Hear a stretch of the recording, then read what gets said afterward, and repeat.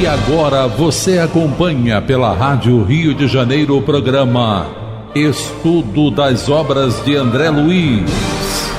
Vamos refletir sobre o livro Nosso Lar. Produção e apresentação, Tereza Cristina e Marco Antônio.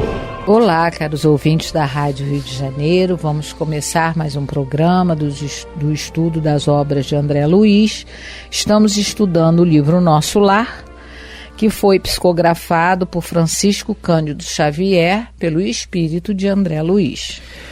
Amigos ouvintes da emissora da Fraternidade Rádio Rio de Janeiro, é com muita alegria que retornamos aqui novamente a essa emissora para darmos continuidade ao estudo da vida no mundo espiritual, através da obra Nosso Lar.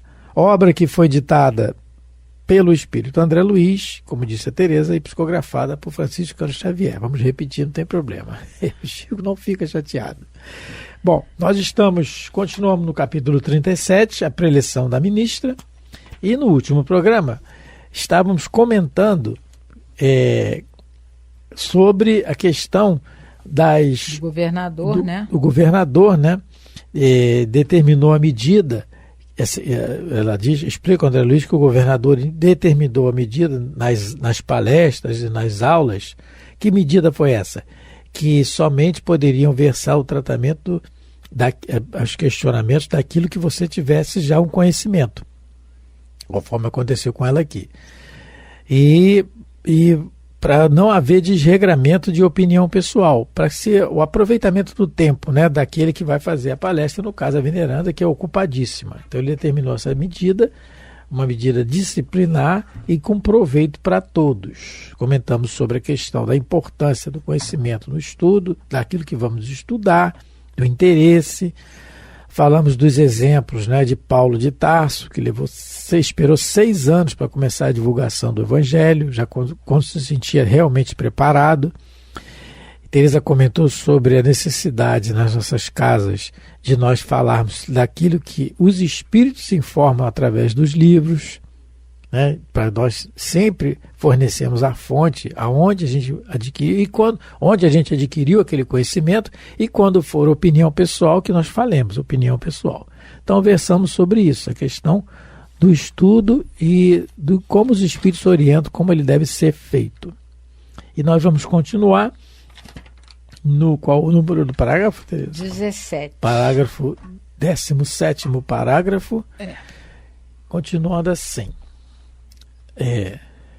Mal acabara de falar, e eis que a ministra veneranda penetrou no recinto em companhia de 2 senhoras de porte distinto, que Narcisa informou serem ministras da comunicação. Então ela penetrou ela entrou para fazer a palestra com 2 ministras. Lembrando que Nosso Lar, sempre é bom lembrar que Nosso Lar é composto de 6 ministérios, cada ministério com 12 ministros. O Clarencio é ministros que nós já temos conhecimento, O Clarencio, que é ministro do auxílio, a veneranda, que é ministra da regeneração, e agora essas 2 senhoras, que não têm nome, mas elas são ministras da comunicação. E cada ministério, 12 ministros. Isso mesmo. E aí ela continua explicando. Veneranda espalhou com a simples presença enorme alegria em todos os semblantes. Ponto. Aí já é um ponto para a gente analisar. Quando ela chega, ela já espalha alegria em todos os semblantes, com a simples presença dela. E aí a gente podemos nos reportar ao livro A Gênese, no capítulo 14, item 16, em que Allan Kardec vai falar dos fluidos. E no item 16 ele diz que os fluidos que envolvem os espíritos maus, ou que estes projetam, são viciados, ao passo que os que recebem a influência dos bons espíritos são tão puros quanto comporta o grau da perfeição moral deles. Então, os fluidos que envolvem, nesse capítulo ele vai falar da emanação dos fluidos, que caracteriza a ambientação, onde você se sente bem ou não, E aí ele diz assim, ó, são puros quanto o fluido dos bons espíritos, são tão puros quanto o comporta o grau da perfeição moral deles. Quando alguém chegava perto do Chico, era aquela sensação. Parecida que deve ser com que essa. é aqui que é parecida. Quando a gente ia assistir determinadas palestras do Divaldo, determinados lugares, também era uma sensação muito boa. Tivemos essa oportunidade. Quando alguém chegava, uma amiga nossa lá da nossa casa, conheceu pessoalmente o Dom Helder Câmara, e ele assistia algumas missas, algumas celebrações feitas por ele. E ela diz que quando chegava perto dele, era uma sensação muito boa também. E vai por aí afora. Ela via, quando ele levantava a hóstia, ela chegou a ver a hóstia brilhar nas mãos dele. Dona Silvia falou isso pra gente. E outros relatos de pessoas, Divaldo, quando esteve na Índia, foi visitar Sai Baba. Levaram o Divaldo, ele foi lá ver Sai Baba. Ele, pela mediunidade, viu a luminosidade que cercava Sai Baba, né? Um projeto de luz, que o Sai Baba estava distante, caminhando, já vinha a luz na frente dele. Mas quando chegava perto dele, era uma sensação indescritível também. Então, são os avatares de Jesus que eles enviam à Terra para auxílio nosso. E esses avatares são espíritos criados simples e ignorantes, como todos nós, mas que conseguiram, pelo seu esforço pessoal, essa evolução. Isso é um patrimônio, nós não perdemos. O patrimônio intelectual que impulsiona o moral, nós não perdemos. E ao adquirirmos o moral, muito menos ainda. Então, isso fica assim, incrustado na nossa alma, no nosso espírito. E com a nossa presença, automaticamente, o Divaldo automaticamente se espalha pelo ambiente em que que ele está frequentando. O Divaldo relata em algumas palestras que quando ele ia a Pedro Leopoldo, ainda lá em Pedro Leopoldo, ele já conhecendo Chico, e sempre que tinha oportunidade ele ia lá nas suas férias do seu trabalho, né? Divaldo sempre trabalhou, e ficava nas reuniões do Chico. Eles iam visitar as pessoas necessitadas após a reunião, as madrugadas adentro, né? Sem dormir. E o Divaldo, quando caminhava com o Chico por Pedro Leopoldo, era exalado aquele perfume, uma situação até que o Divaldo conta. Chico, que perfume gostoso. Ah, Divaldo, são as laranjeiras aqui em Pedro Leopoldo que são perfumadas, né? Aqui é muito bom. Não era nada, era dele. E o Divaldo viu, em situações, ele relata também, o brilho que o Chico transparecia do seu corpo. O Chico brilhava no corpo. Porque você brilhar fora, sem o escafandro que nós temos, é uma coisa. Agora, no corpo é outra. Então, o Divaldo via isso. Então, a presença da pessoa é automática, como Kardec está falando aqui. O fluido que envolve a pessoa. O fluido que envolve, ele é o resultado do nosso esforço pessoal através dos milênios que nós adquirimos na nossa luta contra o orgulho e o egoísmo. Então é isso que ela está dizendo, que o André Luiz está nos informando aqui. Tereza quer comentar? Não. Então ela espalhou com a presença. Não mostrava a fisionomia de uma velha, o que contrastava com o nome.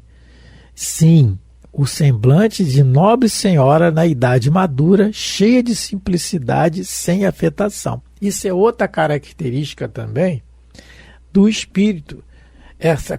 Quando ele diz assim, ó, ele fala de não mostrava a fisionomia de uma velha. O que ele quer dizer com isso? A fisionomia do espírito já evoluído, ela é diferente.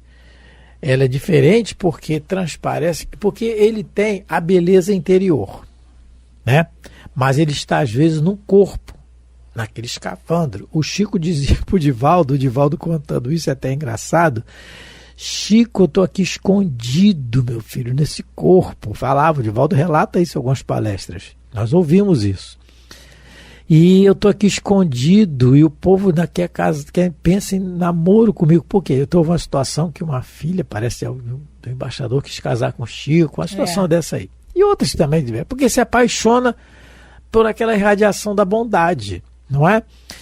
E aí, às vezes, a pessoa está escondida, né? A beleza, às vezes, do espírito não transparece muitas vezes no corpo. Não é assim. Mas quando está desencarnado, aí é automático, não tem como esconder. Não tem como o espírito se apresentar feio, horrorendo. Ele se apresenta naturalmente. Pode ser mais velho, mais jovem, o tipo de penteado, aí é o espírito que vai escolher.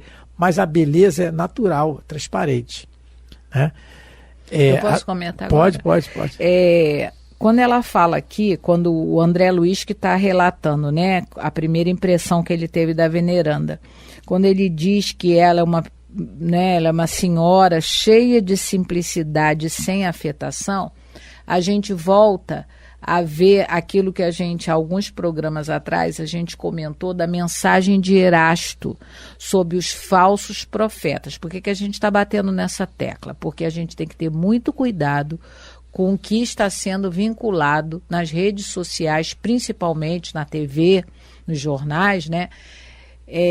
Sobre vários assuntos. Então, nessa mensagem do Erasto, no item 9, no primeiro, segundo, terceiro, quarto parágrafo do Evangelho segundo o Espiritismo, capítulo 21, item 9, quarto parágrafo.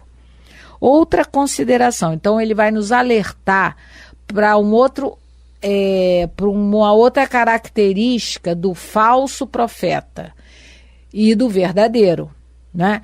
Que a gente sabe que a veneranda, vamos dizer assim, é um profeta verdadeiro. Então, o Erasto vai falar assim: outra consideração. Os verdadeiros missionários de Deus, esteja ele no corpo ou fora dele, isso aí são palavras minhas, ignoram-se a si mesmos, em sua maior parte. Desempenham a missão a que foram chamados pela força do gênio que possuem, secundado pelo poder oculto que os inspira e dirige a seu mau grado, mas sem desígnio premeditado. Numa palavra, os verdadeiros profetas se revelam por seus atos, são adivinhados, ao passo que os falsos profetas se dão eles próprios como enviados de Deus. O primeiro, quer dizer, o profeta verdadeiro, o profeta é aquele que transmite uma mensagem, não é?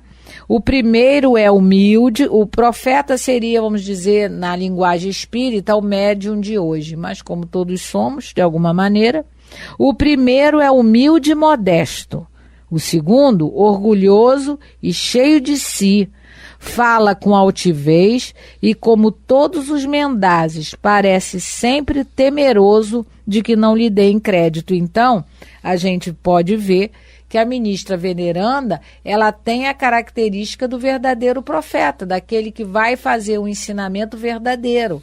Ela vem, como o André Luiz coloca aqui pra gente, ela chegou cheia de simplicidade e sem afetação. Ela não fala, ela não vem com aquela empáfia, com aquela arrogância, né, dos falsos profetas, daqueles que ensinam coisas erradas, daqueles que estão secundados por espíritos pseudo-sábios, como a gente já tinha comentado. Então, vale a pena, nos dias de hoje em que a gente vive, né, na transição, a leitura desse item 9 do capítulo 21 do Evangelho segundo o Espiritismo. Porque é isso que a Teresa está comentando, nós observamos naturalmente quando tem a afetação, quando a pessoa se acha mais porque tem o conhecimento. Porque o se achar mais, porque realmente, se a pessoa tem o conhecimento mais do que eu, ela sabe mais do que eu, não é? Agora é aquilo, é natural que ela saiba mais do que eu e sabe mesmo, ela vamos dizer assim, ela é mais do que eu naquele ponto que ela sabe, e eu tenho que reconhecer que eu não sei. Agora, ela é devedora de mim, ela me deve, segundo Paulo, segundo os Espíritos ensinam, porque o conhecimento é para ser espalhado, é obrigação, o exemplo maior é Jesus. Mas isso é natural. Quando, por exemplo, palestras do Divaldo, o grande desbravador do Evangelho de Jesus com raciocínio da doutrina pelo mundo afora, né? Missionário que ele... Dos tempos atuais, dos tempos modernos. Isso. O Paulo de Tarso dos nossos dias, vamos dizer assim. Isso. Como tem até um livro. Ele tem palestras do Divaldo que, pelo amor de Deus, eu não entendo absolutamente nada. de psicologia, de psicanálise, não sei nada daquilo, complicado, aí, né, não sei, mas ele não faz com empáfia, ele faz com conhecimento. É tanto que dificilmente você não tem uma palestra do Divaldo que ele não tenha, por exemplo, uma brincadeira saudável para o ambiente ficar mais leve, mesmo sendo tecnicamente falando da palestra, né? Não é? E ele diz muita coisa que ele fala, os espíritos falam, que ele não é que ele tenha todo aquele conhecimento, mas ele tem o esforço em estudar, não é? É assim. E voltando ao assunto, só no tópico que ela fala aqui, como a Teresa falou que ela não mostrava empáfia com simplicidade, não mostrava a fisionomia de uma velha que contrastava com o nome, porque o nome é veneranda, né? Porque o Jandrus está pensando uma velhinha lá com a bengalinha na mão. No livro dos médiuns, Allan Kardec, no capítulo 6, livro dos médiuns, item 102, ele fala assim, um trecho: os espíritos superiores têm uma figura bela, nobre e serena. Os mais inferiores denotam alguma coisa de feroz e bestial, não sendo raro revelarem ainda os vestígios dos crimes que praticaram. Então, os espíritos superiores, porque a consciência já está tranquila, né? com Deus, com a lei. Então, a figura é nobre, é bela, é serena. Isso traz uma beleza que ele já tem interiormente, como nós já falamos. No livro Libertação, que eu não me recordo aqui o capítulo, nós temos o exemplo que o André Luiz coloca, livro Libertação, também ditado por André Luiz e psicografado por Francisco Cândido Xavier. E eles estão em missão de resgate de uma pessoa lá nas trevas. Bom, mas na história eles estão na casa de um médico. E a esposa desse médico, ela é muito bonita. O André Luiz dificilmente ele relata a beleza física em algum dos livros dele, mas nesse ele detalha. Ele relata a beleza física dela. É muito bonita, aprumada e tal, e suas maquiagens e tudo mais. Só que quando ela dorme e ela sai do corpo, ele vê uma bruxa. Então ele vê, como ele fala, como é dos contos infantis lá, das bruxas. E ele fica assustado, como é que pode? Aí o Gubi explica, isso aí é o que ela é. É o que ela é por dentro. Então, o perispírito vai nos mostrar aquilo que vai mostrar, e nos mostrar também, claro, aquilo que realmente somos, o que realmente ainda somos. Então, essa beleza interior que ele está falando aqui, ele não fala à toa, é para mostrar isso também, não é? A aparência. Então, continuando. Parágrafo 19. Depois de palestrar ligeiramente com os 20 companheiros, como a informar-se das necessidades dominantes da Assembleia em geral, com relação ao tema da noite, começou a dizer, olha o detalhe aqui, ó, ela palestrou ligeiramente com os 20 companheiros que estavam lá do lado, aquilo que o André Luiz já tinha informado para a gente aqui, a separação, né? E por quê? Ela foi informada das necessidades dominantes da Assembleia. Nós já havíamos comentado isso anteriormente, em programas anteriores. Muitas vezes o Divaldo, e ele fala isso depois, palestras que ele ia fazer, e numa noite anterior, os espíritos pediam, fale sobre esse tema. Fale sobre isso. Às vezes até no dia mesmo. Às vezes no dia mesmo. Conta a minha história. Tem uma que eu guardo muito, que foi feita lá em Salvador, na Federação Espírita lá da Bahia, eu acho. Já tem um bom tempo. E ele foi de Natal. Eu não sei se foi no dia 24, 25, mas foi Natal daquele ano. E ele, uma noite anterior, o espírito veio a ele, é claro, tudo com a permissão do seu guia, Joana de Anjos. O espírito vem a ele e pede para contar a história dele, é o Lucian. E pede para contar a história de uma sublime expiação. É o título até o livro, né? Sublime Expiação. O Lucian, a história de um ranceniano que o Divaldo conheceu aqui, encarnado, um jovem, né? E contraiu a hanseníase na época que era muito discriminada, não tinha cura, e essa expiação veio, ele era um exímio músico, interpretando vários músicos alemães e russos, ganhou prêmios e tudo mais, mas ele tem essa expiação. E aí ele pede o Divaldo para contar a história dele, e o Divaldo conta. Então, quer dizer, um dia antes da palestra, o Divaldo podia até estar pensando em outra, mas ele pede, o espírito pede. É o que ela está dizendo aqui, é o que acontece. E muitas vezes, quantas vezes na nossa casa espírita, a gente prepara um estudo E na evangelização é até muito interessante, Tereza pode falar melhor, porque ela é evangelizadora e a fase adolescente, né? Dos adolescentes, que tem muito questionamento. Às vezes prepara um estudo e aí as perguntas vêm, você tem que lidar, porque muitas vezes... muda o assunto completamente. Muitas vezes, mas você tem que estar preparado, Sim. porque, né? Tem que estar preparado para poder responder. Então, o que eles mais questionam, como é que Jesus pode amar os criminosos? Eles não entendem, meu Deus, que porque difícil. Muitos dos alunos lá da nossa casa vivem na comunidade, então vivem a realidade dia a dia ali naquela situação toda. Então... Para eles isso é uma dificuldade pertinente, para entender isso fica difícil, né, realmente. Então esses questionamentos, e às vezes você acha que vai falar alguma coisa... E vai falar outra, e às vezes você acha que as pessoas vão ficar interessadas e não ficam tanto. Olha, nós temos o grande exemplo disso em Paulo de novo, só um pouquinho, Paulo de Tarso. Uma das grandes decepções que Paulo teve foi não ter conseguido pregar o evangelho em Atenas. Pregou, mas ninguém ligou.